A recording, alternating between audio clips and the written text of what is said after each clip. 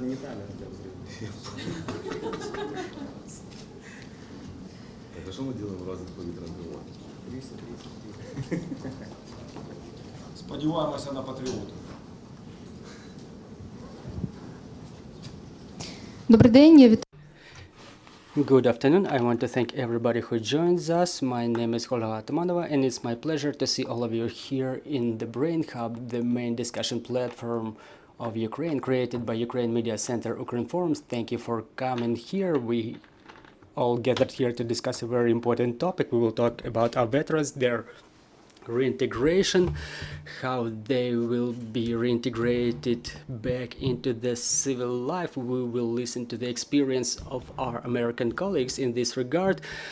I'm reminding you it's year 10 of the war, and today is day 544 of the full-scale invasion of our homeland by Russian aggressor. And traditionally, I want to thank the representatives of all the mass media who tell the world the truth about this war and our heroic resistance. So let's start. The topic we're about to discuss is the presentation of the organization US-Ukraine Veterans Bridge. I want to tell you that US-Ukraine Veterans Bridge is the first organization in the world created by the American veterans to support Ukrainian veterans. And right away, I would like to thank Ukrainian Veterans Fund for this event. So let me introduce our speakers today. Joining us are Volodymyr Laguta, Ukrainian veteran, active duty serviceman, chairman of the board of Movement of the Veterans of Ukraine NGO. Good afternoon, Mr. Volodymyr. Also joining us are William Attig, American veteran, member of the US-Ukraine Veterans Bridge. Also joining us are Dmytro Shatrovskyi, Ukrainian veteran, active serviceman, head of All-Ukrainian NGO called Veteran Brotherhood. Dennis DJ Skelton, American veteran, member of the US-Ukraine Veterans Bridge. Cory Bythrow, member of the US-Ukraine Veterans Bridge. Also joining us is Lindsay Church, American veteran, strategic advisor to the US-Ukraine Veterans Bridge. Also joining us is Chewning, American veteran, executive director of the US-Ukraine Veterans Bridge.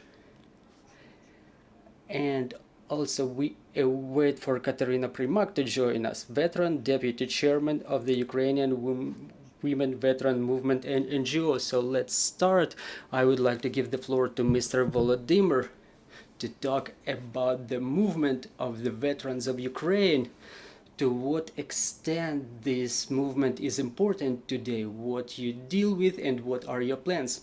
Good afternoon, everybody. The veterans movement of Ukraine is a very powerful organization, quite big. We were one of the lobbyists for establishment of the Ministry for Veteran Affairs and the Veterans Council at the Ministry of Veterans, and many other initiatives which started back in the year 2018. So we unite the veterans from all across Ukraine. Almost every region has the representatives of our movement. People who did a lot both in the civil sector to support their brothers in arms coming back from war. I mean rehabilitation, creation and establishment of different businesses, and many other activities. You remember one of the public activities that was initiated by the Veterans Fund back in 2019. You may remember the march. Yeah, right. And then the next year there were 2 marches back in 2019 and the following year. So the movement of veterans of Ukraine was all the time involved in different processes which were lobbying the interests and rights of the veterans. Before the year 2022, back in year 21, Dmytro has just corrected me, we've had a trainings in all regions in Ukraine. We were understanding the full-scale invasion is spending, so we had to understand what are our resources, how many of our brothers in arms will stand with their arms in their hands to defend Ukraine. We had a very intense training in all regions of Ukraine again at the same time, and we were realizing that we are about to start fighting, and we're not going to give up Ukraine, no way. In the year 22, many of the veterans got back on active duty to different units. First, we created the volunteer formations in the communities. Then they joined the air assault forces, army, almost all branches. Our guys, the veterans, have joined back, but unfortunately many of them have already perished. Some of them got injured, some of them were injured for the second and third time due to their health conditions. Some of them cannot fulfill their combat duties, so they reverted to doing what they were doing before, helping other veterans in rehabilitation. They look for opportunities, they look for funding, they look for different foundations to get involved in those processes. Last year we had a business trip to the United States of America where we met in the Washington DC with DJ. We were talking a lot on a number of topics. It was interesting for me how the veterans are supported on the level of the government. Where is the United States in this regard? What they do for their veterans? I was curious about the activity of the civil organizations and the ministry, the way the veterans support each other through civil sector. I was quite surprised to find out that in the Congress, there are 97 veterans in the Congress, and I'm thinking to myself, well, all right. And now that we're all talking about such thing, that the veterans who are coming back after injuries, who cannot get back to the armed forces of Ukraine, they look for opportunities to continue doing something. They are mostly the young people who want to continue developing, who want to continue their training, to create something new. And there is a question now about the employers. We keep saying that we need to create some special conditions for the businesses so they employ veterans. And just yesterday we were talking to DJ and the rest of the guys, and William says, like, look, the government is the biggest employer. Why wouldn't the government create conditions for the veterans to get employed with the government, like with the central government, local governments? Well, like conditionally some Ukrinform or Ukrgas, the gas distributor of Ukraine, or some oil and gas government-controlled companies, or the forestry agencies, a lot of government agencies where the veterans are not being let in due to clear reasons, and we have to talk about it clearly and honestly. We keep reiterating, like, businessmen create new jobs, but we never talk about the government being the biggest employer. We still don't talk about it, but as the movement of the veterans, we will bring up this issue because it's a very interesting thing and it's a very important. This is why the veterans movement was out of the media space, because the majority of us rejoined the armed forces of Ukraine and we had other things to do than making new videos, YouTube, TikToks and stuff like that, because everybody was in the battlefield. But again, some of the guys got wounded, and we as a veterans movement is getting back to the media space to promote the interests of the veterans, and in particular the families of those who perished. We have a lot of people we knew who perished, like last week my brother perished, just like two of my friends. Another third friend is in ICU for the time being. The doctors are fighting for his life. So we have things to stand for, not only in the battlefield, but Also, in the rear, in the civil sector, we have to promote the interests of the veterans and the families of those who perished. Thank you, Mr. Volodymyr. Mr. William, I'm having a question to you. First of all, I would like to ask, what was the motivation to create this organization to support Ukrainian veterans? Why did it happen this way exactly? And obviously, I want to ask you about your personal experience, about your return to civil life. How was it happening, and why is it important, the support of the government? How did it help you? I want to say what kind of an honor it is to simply sit here with my colleagues from Ukraine and be able to bear witness to this horrible action that's happened to Ukraine. Nobody asked for war. But when war happens, we have to band together. If we believe in freedom, democracy, if we believe in the right side of history, we all have to come together as one.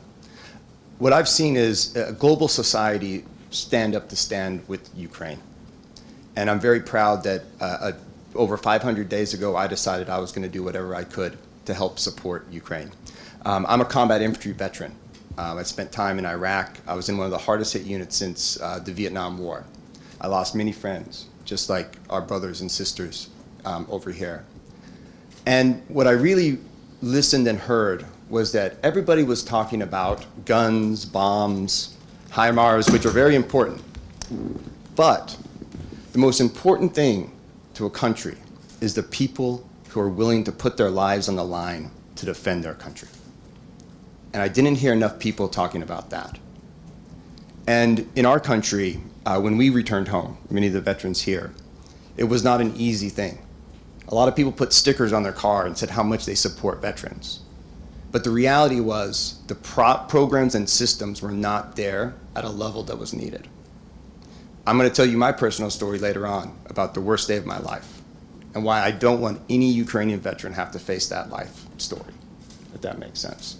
But right now, how this happened is that we were trying to help. Veterans are willing to fight.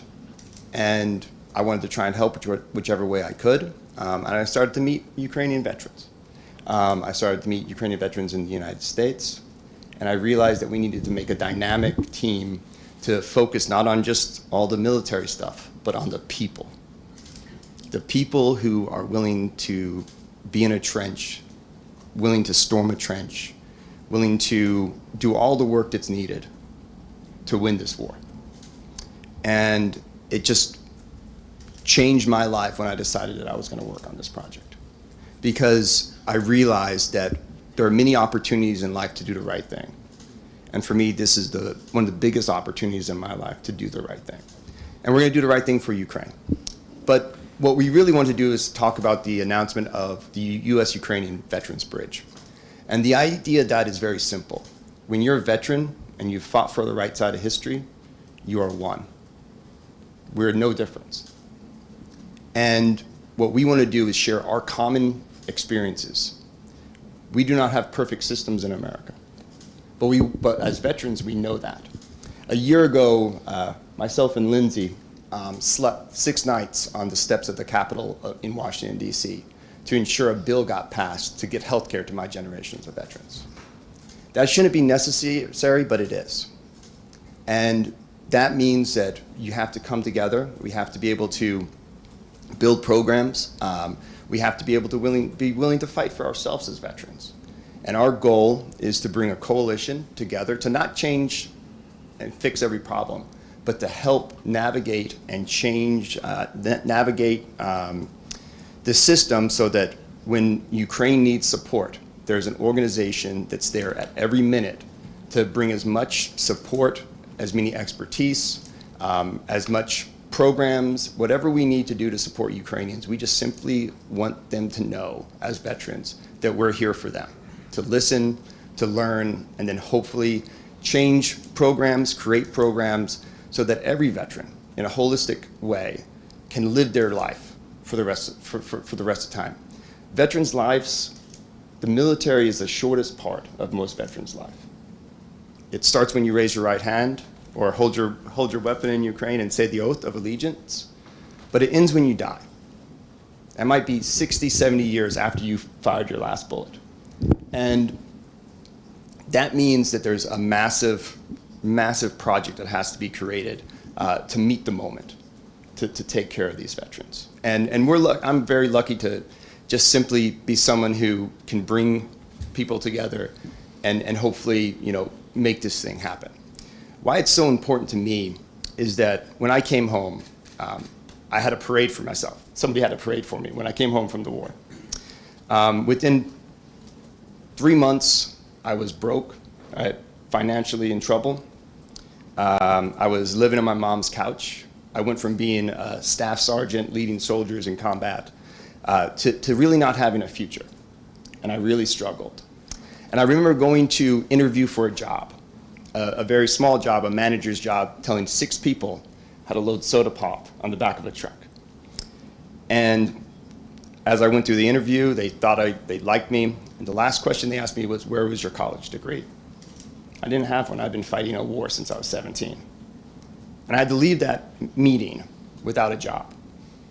And it was crushing. But luckily, 5 days later, I was able to find a program that taught me how to be a welder. I became a construction worker. And I started to build infrastructure. I worked on refineries and worked on pipelines and electrical plants. And I was able to make a good living. I had good benefits. But I sat down, I realized that so many other veterans didn't have that opportunity that I had. And I started to work that day to create programs in the US for veterans. I remember the very first bill I got passed in Illinois, we put 1,500 veterans to work, working with the state on the highway. And it was something that was necessary. 1,500 veterans that had been wounded in Iraq got jobs because of that. It's incredible.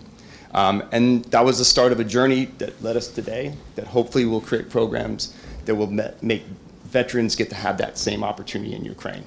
A platform, a stable foundation for the heroes of Ukraine to live their lives with dignity, respect, be able to hold their heads up and understand that what they did, they fought for a country and the country cared for them when they came home. And with that, I'm just really proud that we've got a team here from the US, and we're not here, we're here to listen and learn and help. So. Я дякую вам, безумовно, за те, що ви тут і за Thank you very much for being here. Thank you for all the support you provide to our veterans. Mr. Dmytro, I would like to ask you a question. To what extent the support of the American colleagues is important in these processes for our veterans? And obviously, I will ask all of you to share your personal experiences. Thank you.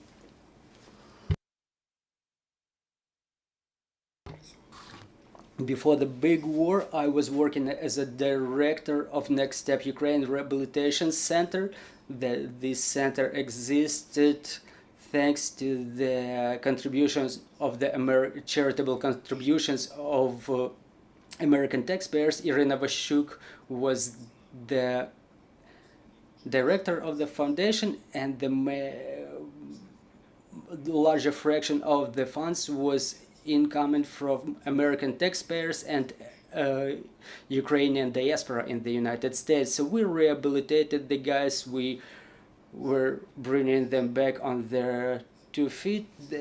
Irina was bringing the veterans to the United States. They were getting the prosthetics installed, the bionic arms and stuff like that. So honestly, I was working since 2017 after the end of my first career with the Azov regiment in the civil, so to say, field to support the combat veterans. And what the government was offering back then, it couldn't even compare to the small organization founded by Irina, I mean back then in 2017. Obviously now the government is capable of offering more, but the scale of the war is different too. There are more and more wounded guys every day, and without the support of the West, without the friendly countries who accept the guys for rehabilitation, I mean the United States and European countries, we will not be able to make it, because unfortunately there is no government policy approved in the area of rehabilitation. There are no clearly contemplated protocols, what to do with different types of trauma like the one I got, what to do with heavy amputations. All the solutions are made right on spot. So this is the answer to your first question. Regarding my service, regarding my experience, I've mentioned Azov Regiment. I was there since 2014 all the way to 2017. I was lucky enough not to be heavily injured. However, I was in reconnaissance in the battlefield, but with the beginning of the full-scale war, the enemy bullet was chasing me. It hit my head. However, I've survived, and I started living through this rehabilitation collapse, conditional rehabilitation. And I've experienced it on myself, how imperfect the system is. I was lucky enough that my commanders, I was a part of the national police when I was injured, so they did everything to make sure that I get all the necessary paperwork. My friends were taking care of me, but that's my case. And just a regular tractor driver, Ivan, from a village in Lviv region, may not be having such opportunities. My foundation paid for the plate in my head for the surgery. My friend and other guys, they had to solve those problems but on their own. The emergency medical aid was provided in a decent way. I have a lot of wounded friends, but when we talk about rehabilitation, that's it.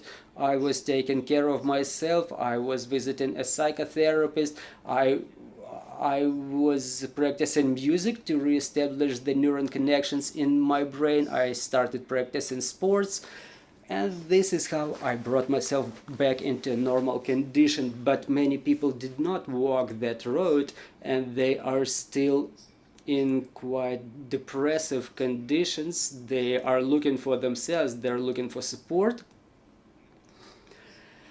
I'm not gonna talk on behalf of everybody, but such cases exist, and the fact that the war is on for almost 10 years and there are still no protocols for psychological rehabilitation, some mentorship over such people, and as Volodymyr mentioned, the projects are not established to employ or to provide a decent employment, not at the rate of 10,000 hryvnia per month. So that's a problem. The guys are coming back and they see that everybody here is tired with war.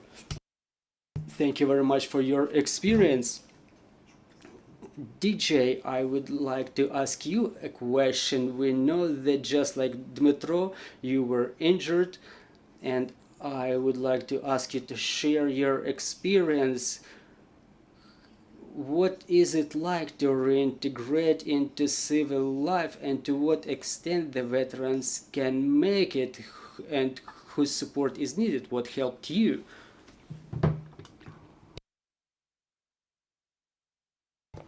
Even welcoming us here, the hospitality and just the compassion and the love of all of you has been overwhelming. Directly to answer your question, I have no clue what it's like to successfully transition. I think I'm still trying to figure that out.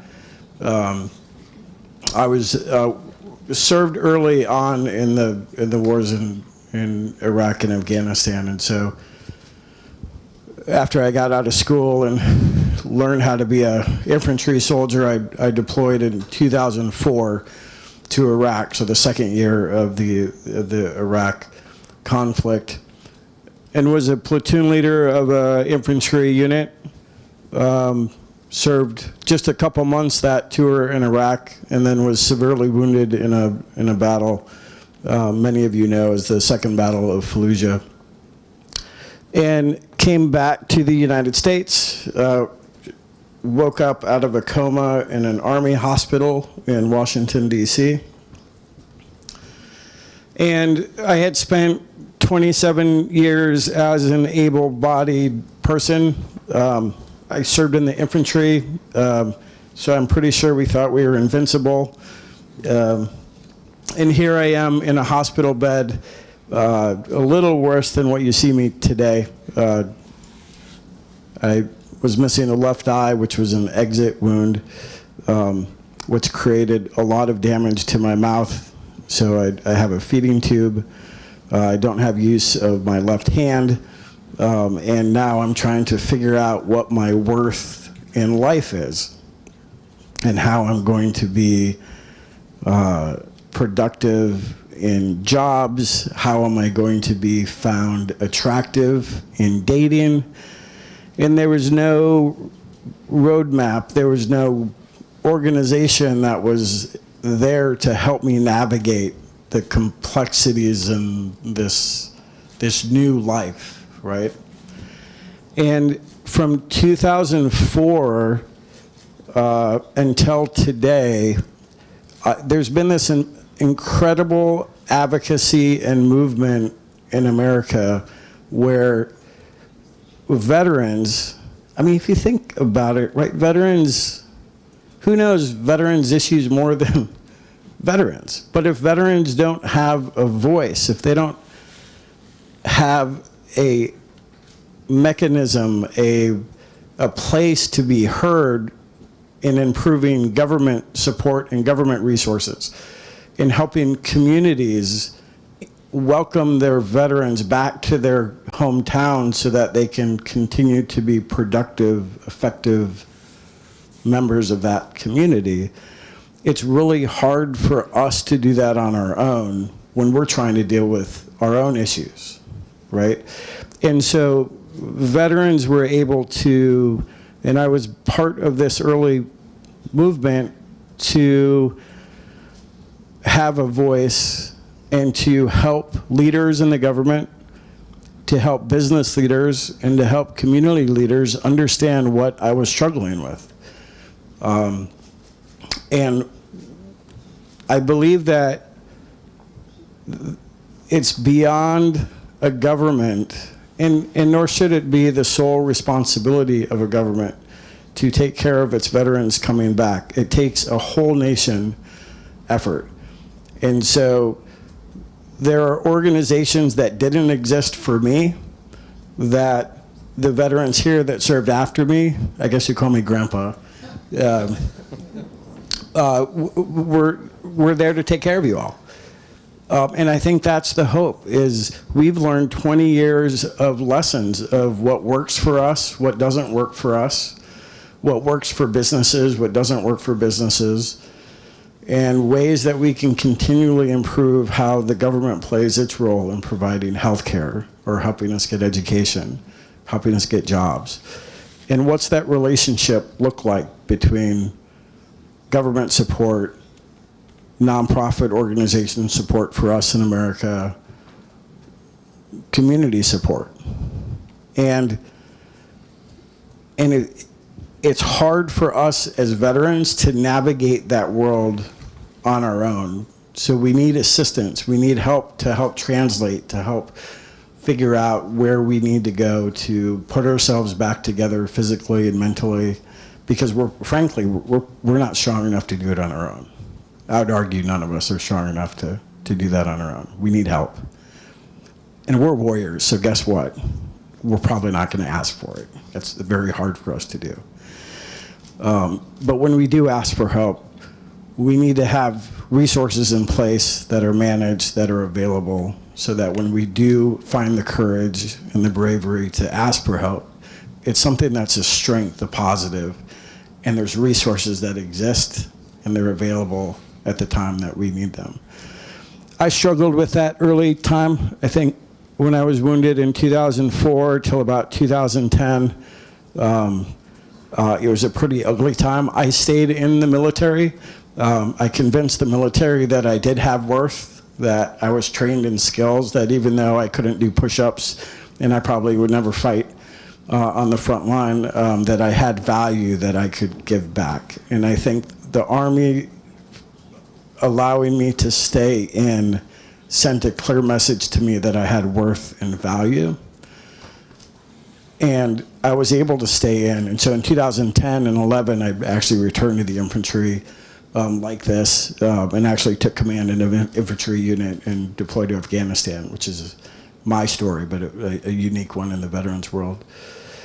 And I stayed in until 2018, so I was allowed to have a full career and retire, even though I was severely wounded in some of the first years of my time in service. But to go back to your original question, I spent a year after I got out doing nothing, just trying to figure out what I wanted to do, still not asking for help, because I can figure it out. I was an officer, I was educated, why do I need to ask for help? So that didn't really work out. I relocated to another city to see if I could have a job. And I think I'm still trying to figure out what I want to do and where I want to go, but I think the most important thing is there is more resources and help and people out there that have pulled some resources together, so that when I finally found the strength, not that long ago, to say, hey, I think I need some help figuring out what my next chapter in life is, there were organizations that were willing and had resources to help. There were governments that encouraged me to do that, government programs, and not just the military, but the Department of Veterans Affairs. And there were just people out there that had veterans from past wars that had learned some lessons that they were willing to share with us, and I think that's why we're here on this stage right now. So, thank you. Діджей, ще питання буде до вас. Mr. DJ, I will have a question to you too. I would like to ask you, what is the goal that you were setting as you were going to Ukraine, and did it transform into something new as you got here? Thank you. The goal for me personally was, I remember very clearly what it was like to wake up in an Army hospital and not have a lot of resources available to help figure out the next step. And you have a lot of citizens that are on the front line that you now call veterans, you now call warriors. And you're going to have a lot of veterans of this war and the past war that are going to live in almost every village and town and city across Ukraine. That's a lot of resources. That's a lot of education. That's a lot of knowledge that needs to get out to those veterans in those communities to help them with their transition.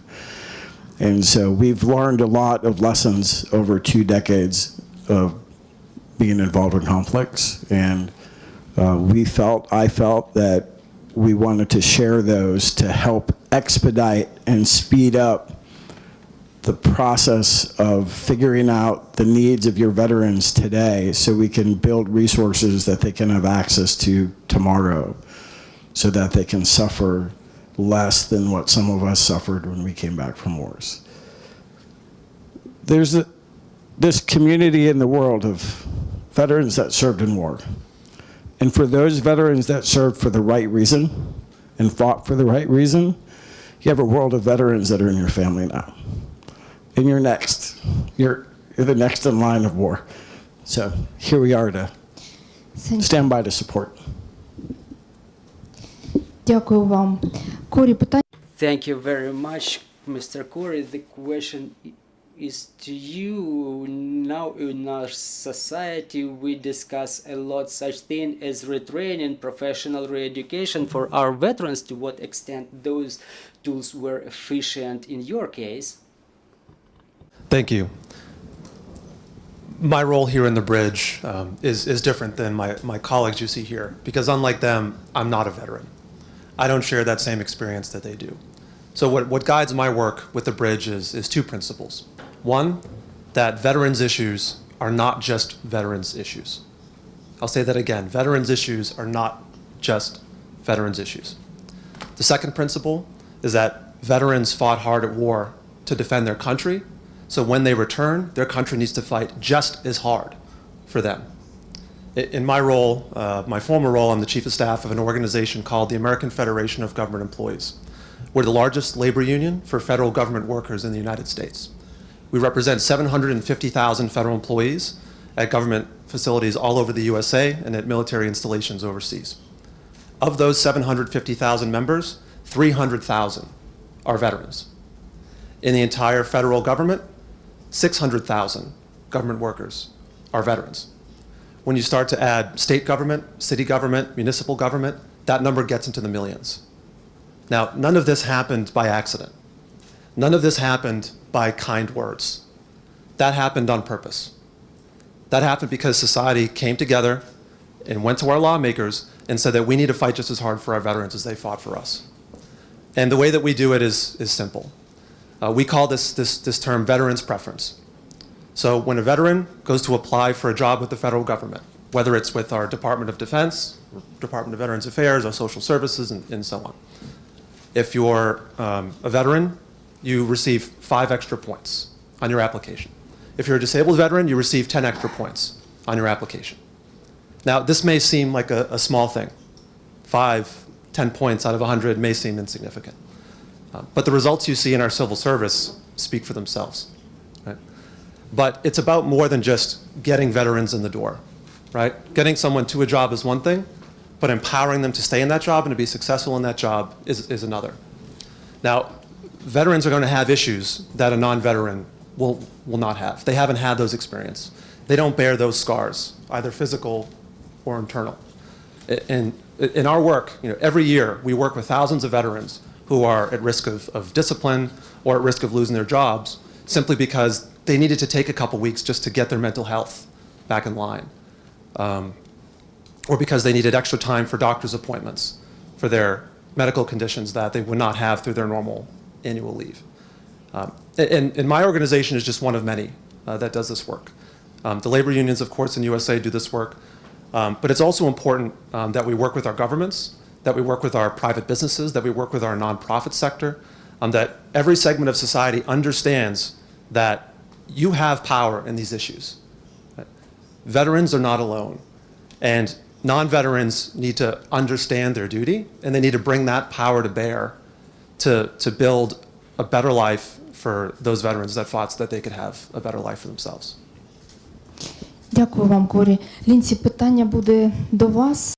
Thank you, Mr. Cory. Lindsay, I would like to ask you a question to share your personal experience.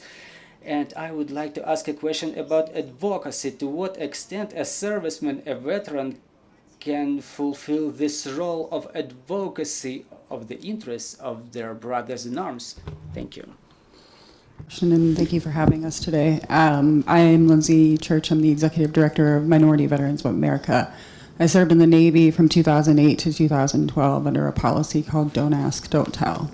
The policy criminalized LGBTQ people from sharing their experiences while serving and forced us to live in hiding, though we still served. 1 in 5 transgender people in America will serve in the military at some point in their lives. We had to exist in silence, and many of us faced bad conduct discharges, which were, I don't know how to explain that, bad conduct discharges, and were denied benefits afterwards. I myself was catastrophically injured from a surgery that went wrong and spent 55 days in the hospital recovering from the surgeries. I've had 11. Somewhere after my 3rd surgery, I nearly threw myself out a window because I couldn't deal with the pain that I was experiencing, and I had to hide so much of myself just to be in service. But at the end of the day, being an American and serving in the military was more important than any part of myself. And this is the experience of so many people that live in what we call the margins, so minority service members, whether it be ethnicity, gender, sexual orientation, or religion, often faced extreme discrimination while serving, but their country means more than anything to them. And so we do it anyways. And so when I got out of the military, I was medically discharged or medically retired 2 years before I was supposed to be. And I came home with so many injuries and wounds from both my actual wounds and my emotional wounds. It took me 10 years for me to heal the wounds of hiding myself for so long. And some parts of me will never come back. And this is the experience of so many people who have to hide themselves in order to serve the country that they love so much. 6 years ago, one of my best friends and I started this organization to work on issues of gender, sexual orientation, religion, and race, because in our country we face so much extreme discrimination.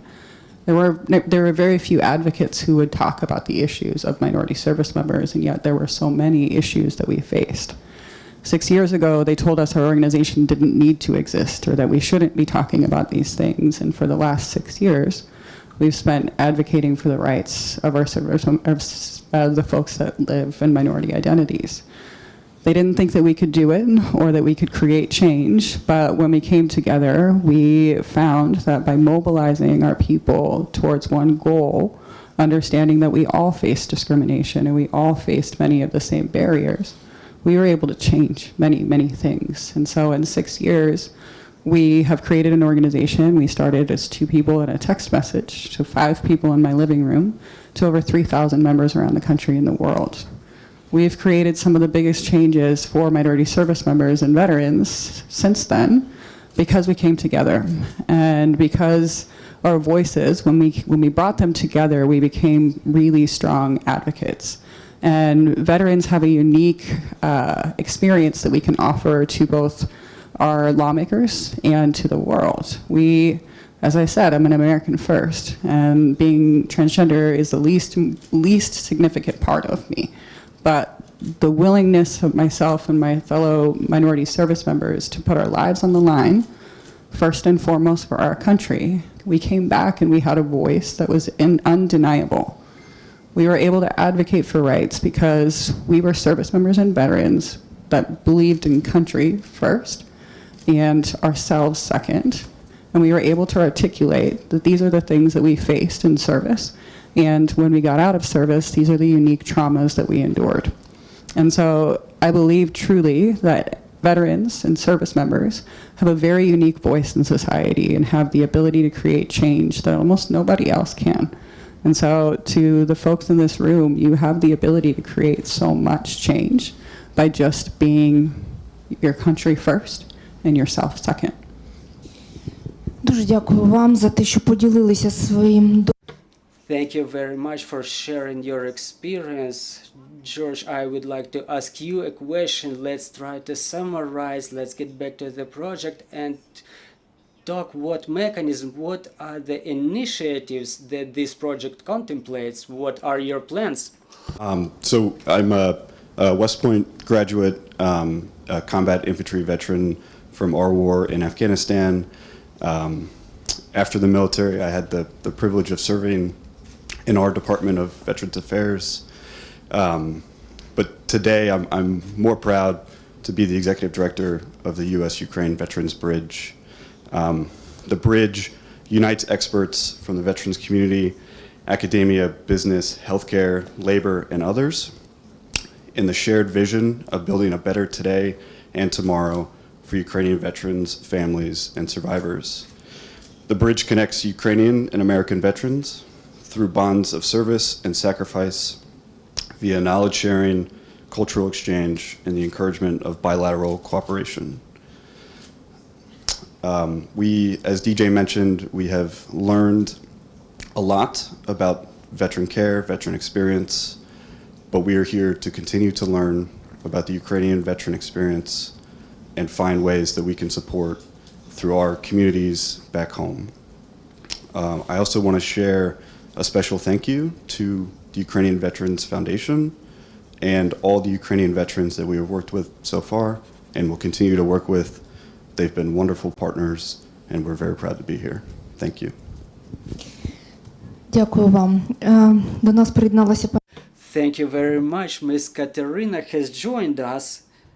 Miss Kateryna, the floor is yours. To what extent this intense support and such a communication and cooperation may result in something intense?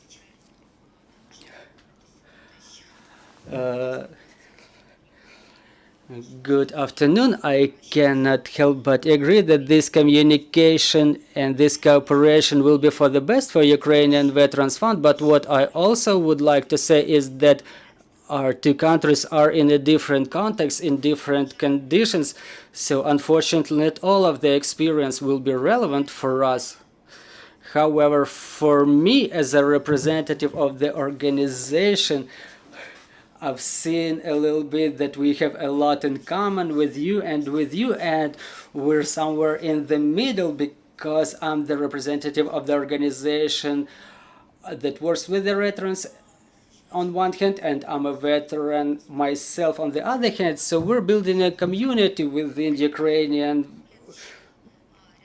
women veteran movement. We're building this community. It's something that assists to the development of democracy and something that helps us as well. We established this organization to promote our rights. We were seeking the permit for the women to take combat positions, and now that we've seen that there is a potential to promote our rights, we started gathering this community to make our voice more loud so we can speak up about what we need most. And the big problem is that the services for the veterans are not of sufficient quality and do not quite correspond to their demands, not because our government offices are so bad, but because for a lot of time we were traumatized by the Soviet Union. We've taken a lot from there. We still use a lot of things, like, for example, army manuals. They are obsolete. We still need a lot of change to be brought to the development of the communities, and we have to fight even inside of our country with some bad things. And international support always helps us in those terms that we may pay more attention to the significant problems. So what is the motivation of the Ukrainian veterans, in your opinion, when you invest in struggle for 10 years, when you lose your friends, when you lose the life you're used to, when you're losing them right here and right now, when you have to defend your country? It's very difficult to reject any type of advocacy, and unfortunately after the war we cannot just retire and take care of our health, because we are the ones who are indifferent about, or who are not indifferent what's gonna happen to our country. And I really appreciate that there is an experience that can be copied, because taking care of the veterans is the fundamental for the defense capabilities of our country, because, you know, we have no choice other than defend our country, but obviously no one wants to see the veterans thrown aboard after they invested the most precious. So it's very cool to see the American experience, where we understand, yes, the information work assists to our defense capabilities, and this culture of appreciation, the benefits, is something that helps people get enlisted. You know that you're not going to be abandoned. Then you may enter university and to continue your education and trade and to continue building your career. And there you know what you pay for. Now we all know what we pay this price for, but we need to harmonize what the government provides the veterans with. Thank you very much for working with this under the conditions that we have. Thank you very much, Catherine, dear friends, dear colleagues. I would like to give the floor to you so you can ask questions. Good afternoon, Nadia Yurchenko, Ukrinform. I'm having a question to the representatives of all veterans organizations.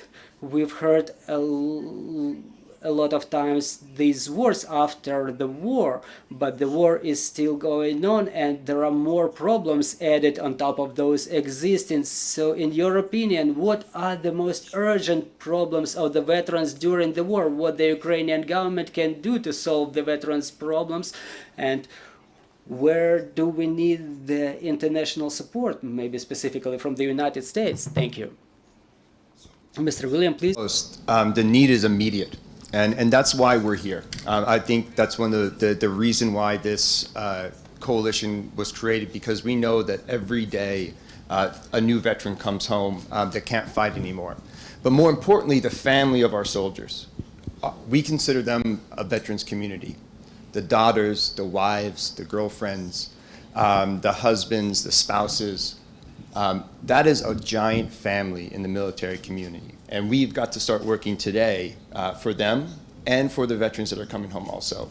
To me, the most important thing I think that we need to do as an international coalition, as American veterans, is to learn from Ukrainians as much as possible. And when we go back to the United States, start to create and start to work and find as much as we can to help speed up the Ukrainian process themselves. We don't want to have to wait 20 years for a Ukrainian veteran to get help. We want to make sure that they have the support right now. And that's what we're hoping to do. Дякую вам. Можливо, хтось ще хоче відповісти, прошу. Maybe anyone else wants to answer. Well, yes, thank you for this question. However, in my opinion, the situation with our American colleagues is very significant because we live near non-friendly countries. We have a lot more in common, say, with Israeli, because our enemy is big, they're cowardly and vile, and the war is still going on. So here we need to understand that all or almost all of those who wanted, they went to war. Others are getting mobilized. We are running out of people, and in my opinion, the government should formulate a policy, such a policy, the policy of attitude to the veterans' families, to ensure that the veterans get proper rehabilitation, proper medical services, which will be an incentive for new people to join the armed forces of Ukraine. Because if the government would not demonstrate that the guys, okay, you're fighting for your country, but we're not going to be capable to support your families should anything happen to you, people will have no motivation, and this is the problem. The first echelon is already there. Many of them have already died, and we have to think on something to improve the mobilization potential and the mobilization right now, because I'm not sure the war will end by the next summer. It may change in its form and shape. Sometimes it gets hotter, sometimes colder. As long as Russia exists, as long as there is dictatorship in Belarus, we still need to maintain this mobilization potential. We don't have other choice. There is no ocean that would cut us from our enemies. Thank you very much. We're having more questions. Well, I'm having more of a comment rather than a question. Ilyash Polansky, the deputy head of the Veterans Movement of Ukraine. I want to say that for us in Ukraine, it's very important within our organization. Once again, I want to emphasize it. The heads of all the regional organizations, all the active parts of the regional organizations, I myself was the head of the Mykolaiv regional organization, so all the association, which includes hundreds of people, they are all in the ranks of the armed forces now. Some of them have unfortunately perished already. Another fraction is getting rehabilitated, so the whole veteran movement of Ukraine is now in the front lines. We have to realize it. Also, the situation is such that in our country, traditionally something that is done for the veterans or for disabled people or other categories, it's done in a way that does not contemplate their involvement in development of those policies. This is a very substantial issue. This is the post-authoritarian stencil, but to come up with the successful products, we have to see a successful prototype, maybe to create it in one region, in one city, in one rehabilitation center. But to make it happen, we need sufficient funds. But when we add government here, the government sets forth inefficient procedures and it all goes the same way. This is why we need the support of American veterans to initiate a couple of successful projects. First of all, leadership among the veterans, and it shouldn't be maybe those who are demobilized, but maybe those who continue to be on active service, to support the leadership who would ensure the cooperation and interaction with the central government and local governments. Well, this is something that we need to pay attention to. Today, we don't have the tools to develop this cooperation with the government, and this is where we need your support, both political and financial. There are more projects that can be done, but we have to move step by step. Thank you very much for your support. We do really appreciate it, and we count on your support. And I want to say that all of our brothers in arms, and here we have the representatives of the number of regions, they just arrived this morning from the front lines, and they're coming back tomorrow. So we are the people who understand that we are at the very edge. We have to change something. Thank you very much. Thank you very much, dear brothers in arms, for holding the line, because only relying upon each other we will win this war. Thank you. Thank you. We're having more comments. Cirillo. I'm a junior sergeant in the Kharkiv Defense Forces 113th Infantry Brigade. I'm also with the country's Territorial Defense Forces Public Relations Office. So to my fellow infantry soldiers from the U.S., thank you for being here. Question to our visitors from the United States. How do you intend to continue the communication after what I'll call the hype dies down? We receive a lot of promises from our partners across Europe, across the US, and the rest of the world. And yet there's a fear that once we are able to fully liberate the country, return it to its 1991 borders, and institute President Zelensky's peace plan, will be forgotten. What plan do you have in place to make sure the veterans are not forgotten after the noise dies down?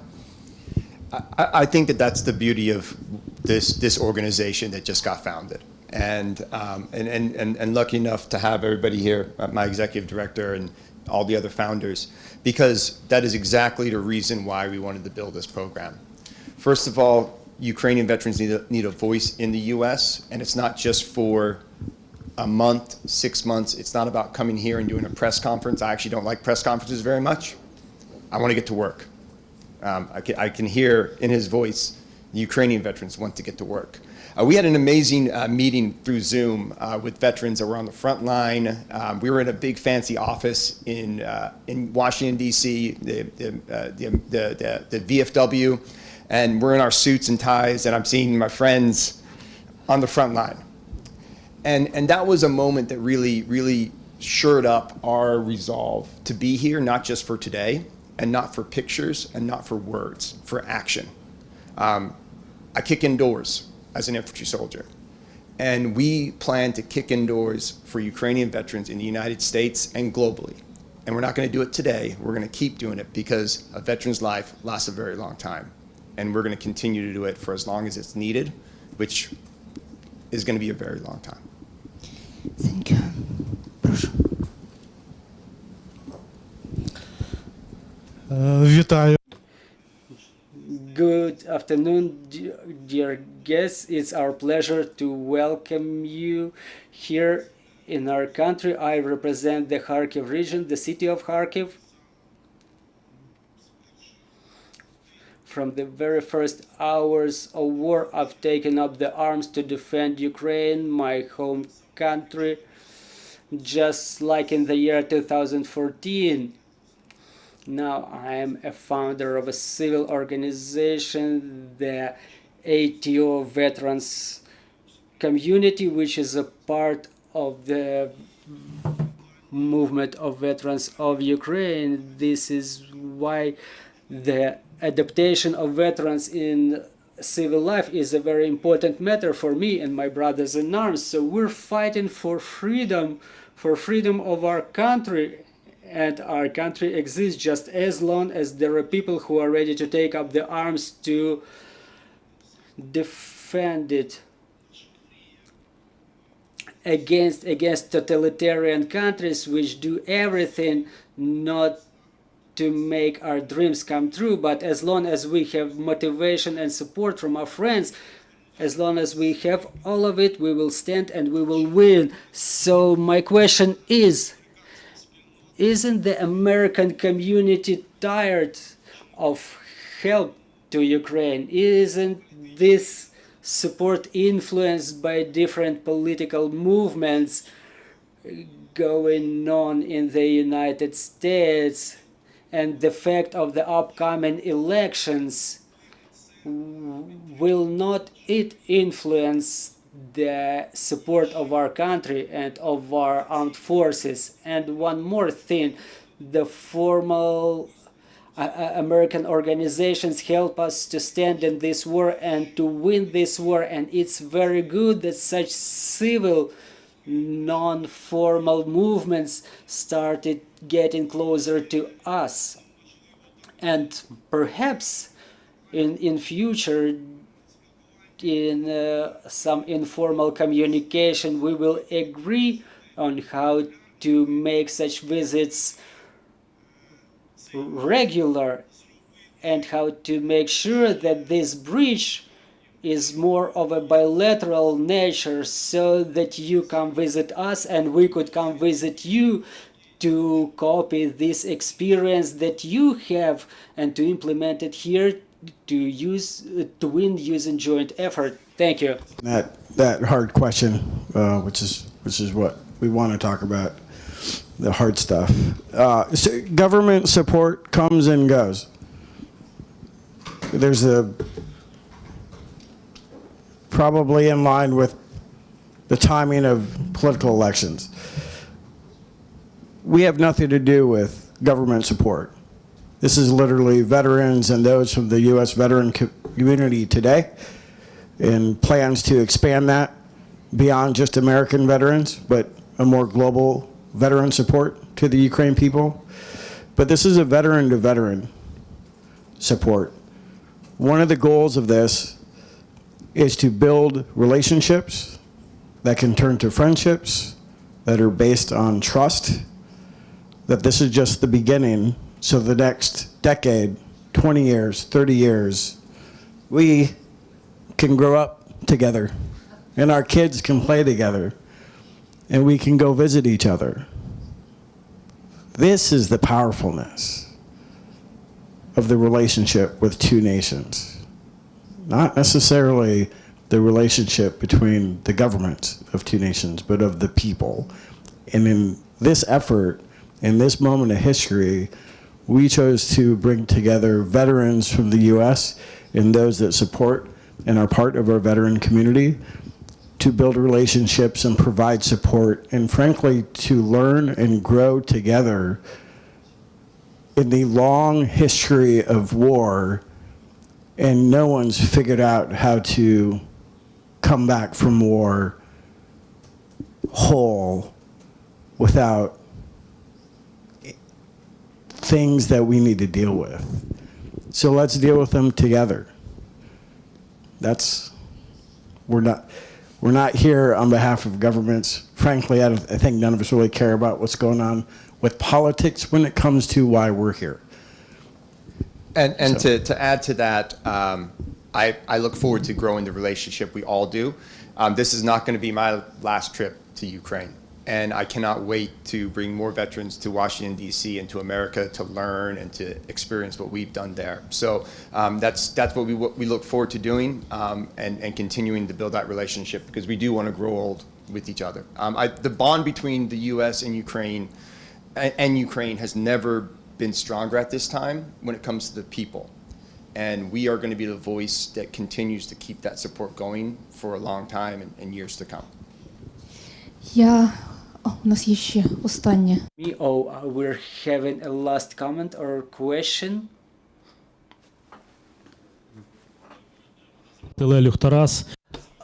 Good afternoon. My name is Leluch Taras.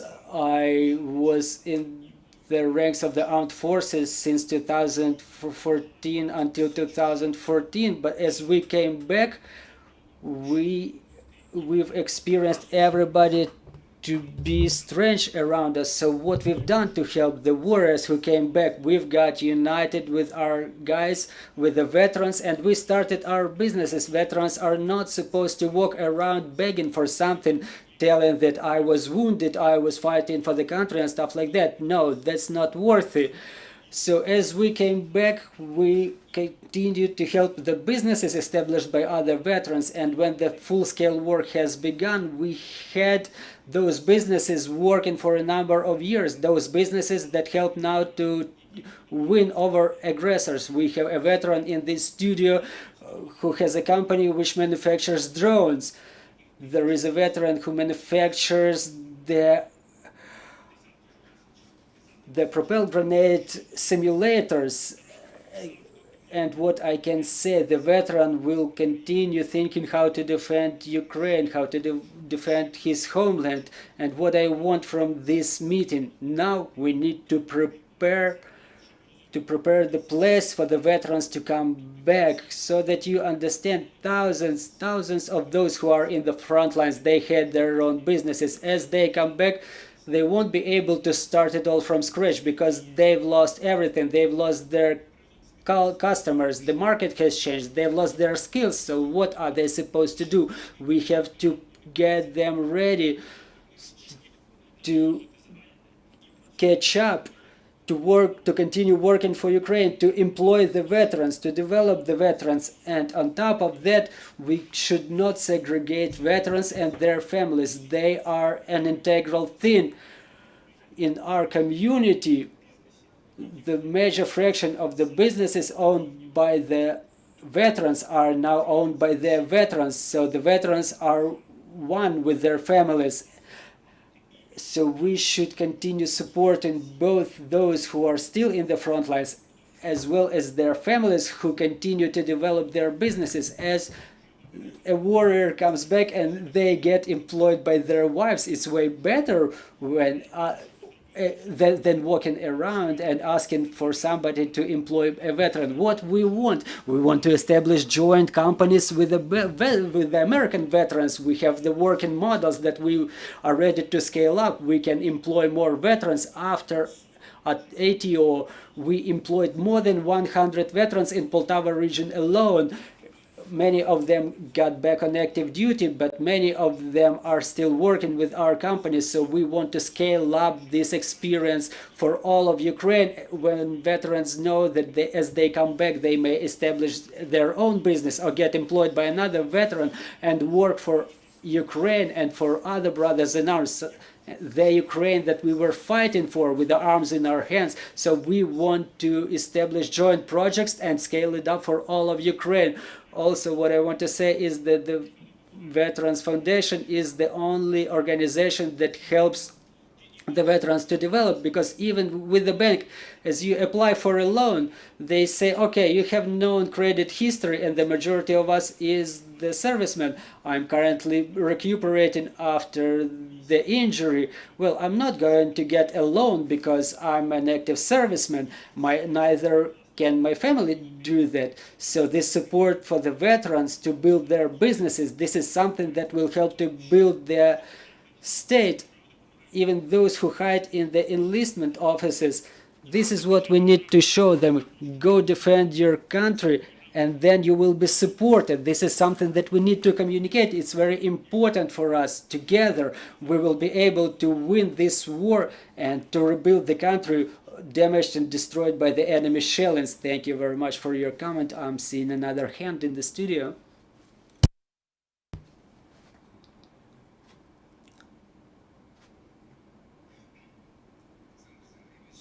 Alexander Zinevich, I'm an owner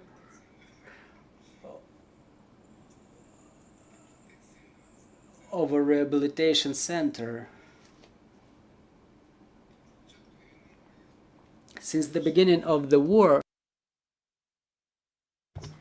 we've switched to rehabilitation of the military who were injured in different degrees during peacetime. I've developed such a... I'm sorry, the emotions are filling me.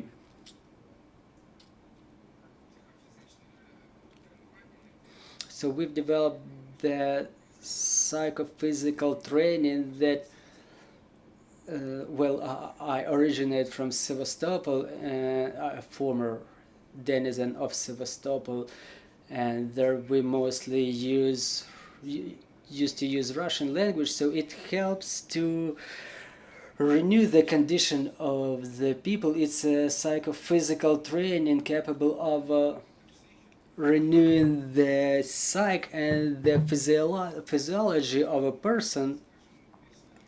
For example, after the explosion, people end up in stress, their iodine level falls, and all the body organs don't function as necessary.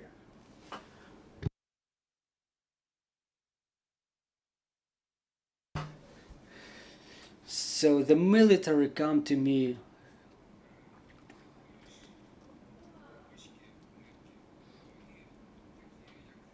and when I examine their kidneys, they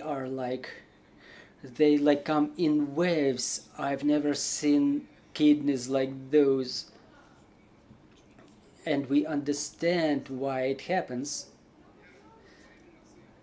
Well, I apologize for emotions again, because for a very long time we were knocking on different doors, on the doors of Ministry of Health and other ministries. We sent letters to the presidential administration, but unfortunately little number of people understand that rehabilitation is necessary, and when it comes to physical rehabilitation, the psychological rehabilitation is necessary too. I'm a rehabilitologist myself. Yes, I have a psychiatrist who within minutes can easily identify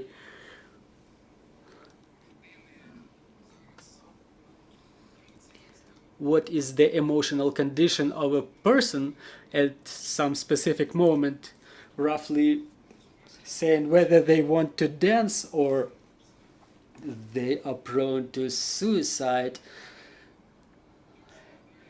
So, and then we proceed to physical rehabilitation depending on the condition of the people. And it was surprising to me when I was hearing a long interview of an American veteran that on par with being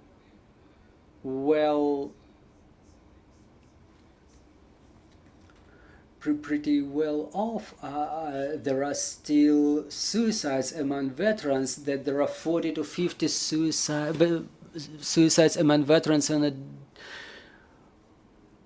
weekly basis, so we have to understand the emotional condition of the veterans. We had a territorial defense forces representatives visiting us recently, and we've checked their iodine levels. They were almost none.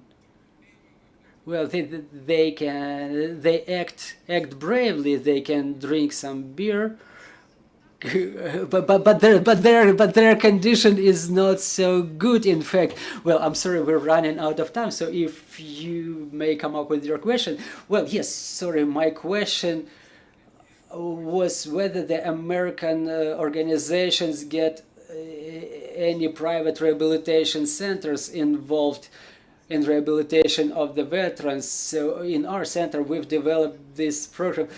Let us give our guests an opportunity to answer your question. No silver bullet. There's no silver bullet, and there's no one-size-fits-all project that's going to help and support every Ukrainian veteran and everybody, even our civilians, who will be needing that support for years to come. Our goal is to, again, learn the needs of Ukrainian veterans, create a bond and a bridge between our communities, and then help knock on those doors and help find what systems and what programs fits Ukraine. And it may be different from one area to another. It may be different if we're dealing with veterans on the margins, or if it's the civilians that work with veterans every day. There's no silver bullet. And I want to make sure that that's really, really understood, that we're not going to solve every problem today. We're not going to solve problems tomorrow, but we're going to start to create a process and a foundation to be able to help and support for the years to come.